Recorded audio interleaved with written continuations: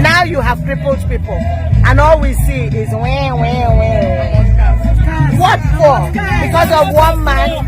I will say it over and over and over. What's going on in Rivers State is not similar in FUBARA. What's going on in Rivers State is a combat for the economic soul of Rivers State. Somebody wants to grab the economic soul of Rivers State. The soul of Rivers State, for 24 years, they kept milking us. That was how our money was flying all over our heads. It is here today, it is there tomorrow. It is funding all kinds of foolishness. This is the first time that civil servants have been paid the 13 months. Every Christmas for 2 years, civil servants get paid. Civil servants have been paid all their salaries. For the first time, there are roads connecting the riverine communities. It has never happened. They told us, they lied to us, they told us our terrain was too bad. Now we know our terrain is not bad. Now we know. He told us that we can have election here, and it can be any way but no war, no bloodshed, no gun shooting. And it happens here. And it happens here. Today you have told everybody to go. He says yes. You say go and resubmit a budget. He writes, he says, come and choose with me a befitting place that you want so that I can present this budget. You made it impossible for him. He wrote, I am coming to you. You locked him out. He wrote again to say, I will still come again. And you wrote to him as reply that for insubordination or whatever. And then the next thing you do is this.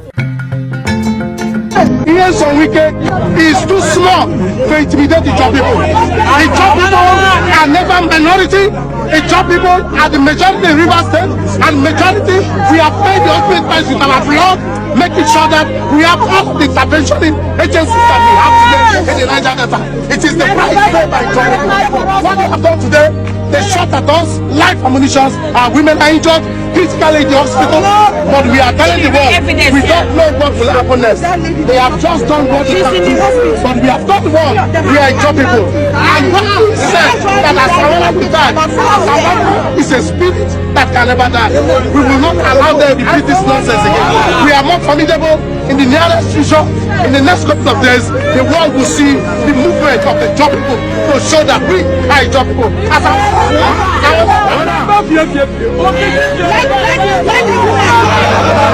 under security personnel shooting directly at us, we are not deterred.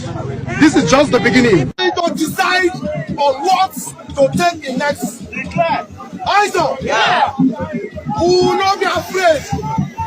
Wike should go and ask people in Delta states, exactly people, Ijaw have never lose battle. This is not, they said this is not an ethnic war. The thing is beyond that political crisis. After one Ijaw man became governor, they want to impeach another Ijaw man to another Ijaw man to be a governor. It has turned to ethnic war.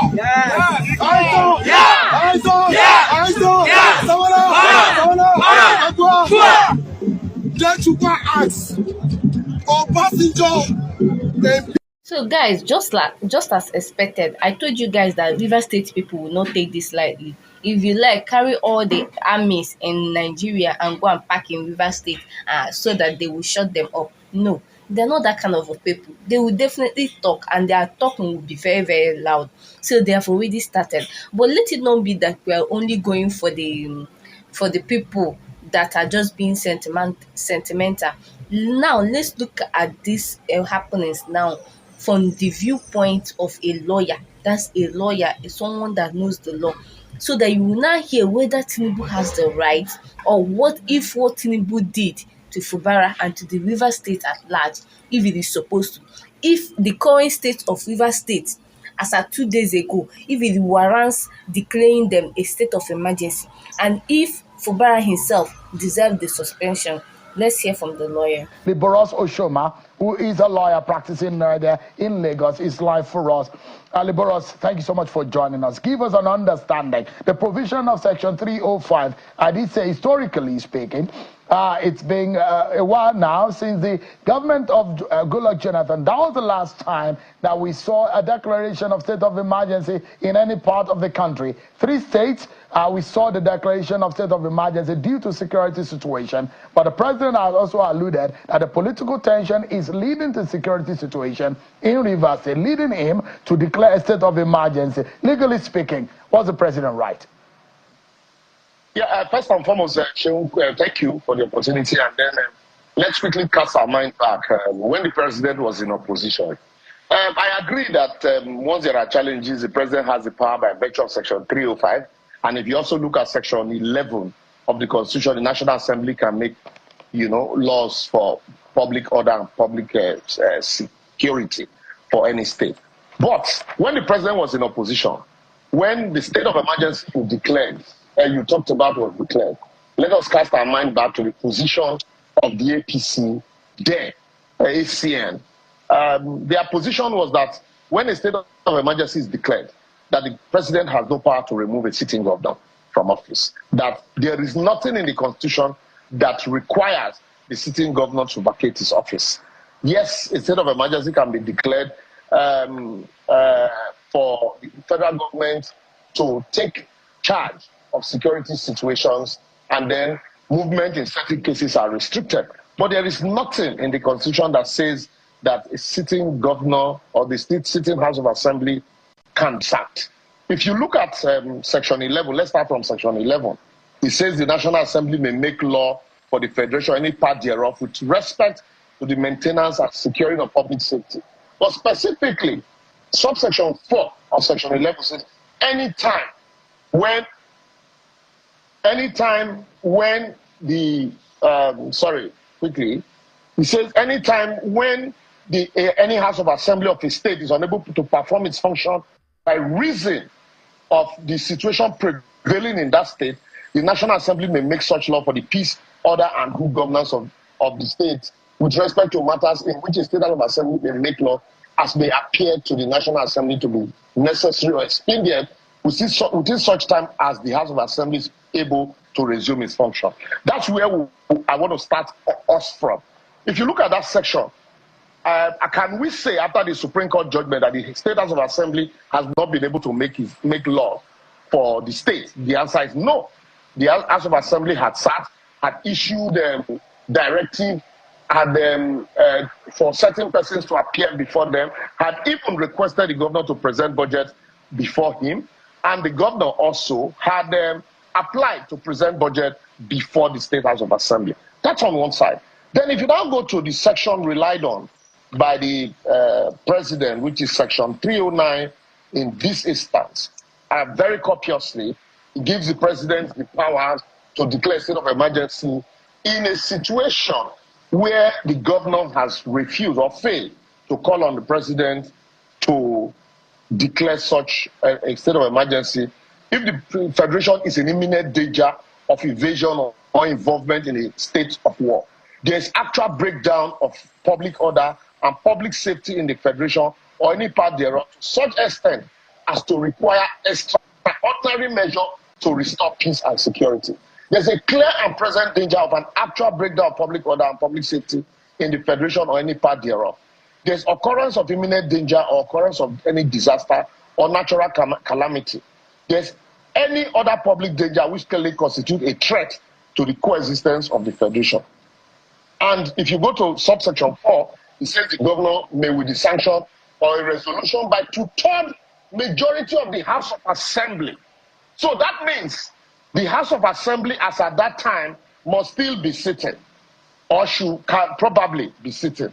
But in any case, if you look at subsection 5, the president may issue a proclamation of a state of emergency in any case to which the provision of subsection 4 of this section apply, unless the governor of the state fails to, within reasonable time, to make a request to the president to issue a state of proclamation. So in that case, even when the governor is making a request, the governor will not be making a request so that the president will declare a state of emergency and sack the governor and then sack the State House of Assembly. That was the argument of the APC when they were in opposition. So now let me quickly believe. Yeah, let me jump in quickly, Mr. Osoma. the president didn't use the word sack or removal. He used the word suspended. And if you look at the earlier statement made by the president, he said he made a position of the Supreme Court. And the position of the Supreme Court, according to the president, which he quoted in his statement, he said, quote, "A government cannot be said to exist without one of the three arms that make up the government of a state under the 1999 Constitution as amended. In this case, the head of the executive arm of the government has chosen to collapse the legislature to enable him to govern without the legislature as a despot. As it is, there is no government in Rivers State." And the president also alluded to the position of the court, which also posits that there might be, because of the proposed or the alleged defection of the 27 lawmakers, that the validity of their position as lawmakers is invalid, or their position as lawmakers is invalidated by the alleged defection. So the president is saying that there are legal encumbrances in the positions of the executive and the legislature. No. So the president is not the court. All of those encumbrances that the president raised, valid as they are, had been taken care of by the Supreme Court judgment. The Supreme Court judgment had nullified all of those actions taken by the governor of Rivers State, similarly FUBARA. And so, to that extent, since the Supreme Court had taken those steps and invalidated those actions, if FUBARA had said that he does not recognize the Supreme Court judgment, then that's when you will now say, despite the Supreme Court judgment, the governor was still going ahead to create that scenario described by the court. The governor has accepted that. And so, all of that had been cured by the Supreme Court judgment, and the State House of Assembly had subsequently sat to issue notices to parties and issue notices to the governor. Let's say, Mr. Oshoma, let's say on the provisions upon which the president acted tonight. He acted on the position of Section 305, subsection 5, which empowers him. Now, the question is that you are saying that the president does not have the power to suspend the governor and the deputy governor. Is that right? So there's nothing in this section that says that once a state of emergency is declared, and that was the president's position when he was in opposition. Procedurally, Mr. Oshoma, just a moment. Procedurally, if there is a declaration by the president and a state of emergency in the state, what would follow procedurally? First and foremost, when there is a declaration of a state of emergency in a state, that means there is crisis in that state. What should follow? Because we operate a federation, the state laws usually govern that state. It is the State House of Assembly that makes laws. And so, for any federal agency to make incursion into such a state, there must be a state of emergency for the federal government to make incursion into that state. And then, but in this case, I'm not to suspend elected government official. That's what I'm saying. That so state of emergency is okay to be declared for the federal government to collaborate with the state institution. And in some cases, when state of emergency is declared, some rights are limited. For example, the freedom of movement can no longer be absolute because there is imminent danger or threat to danger. But there is, if the Constitution wanted the governor and the State House of Assembly to be suspended, certainly the Constitution would have spelled it. The Constitution did not provide. Section 305, subsection 5, did not say an administrator shall be appointed for such a state. That is my position. So, let's look at it. Let's look at it, Mr. Oshoma. It is not explicit in the Section 305 of the what happens when the president declares a state of emergency. In some other situation that we have seen historically in Nigeria and legally speaking, under the provisions of the Constitution, is such a case where state government approach the federal government to say, come and declare a state of emergency. In that case, it is natural what could happen. Look at the literal and the English meaning of state of emergency. And I'm going to read it. It means that where there is a danger or disaster in which government suspends normal constitutional procedures in order to regain control. So there will be the question, in a case where there is a political crisis involving the governor, leading to crisis that is tending to security threat in the state, what the lawyer is saying here is that it has not gotten to that extent. That is just what they even read from the constitution, that it has not gotten to the extent of state of emergency. Like what was happening in River State as at 2 days ago, it has not gotten to the state of to the level of state of emergency.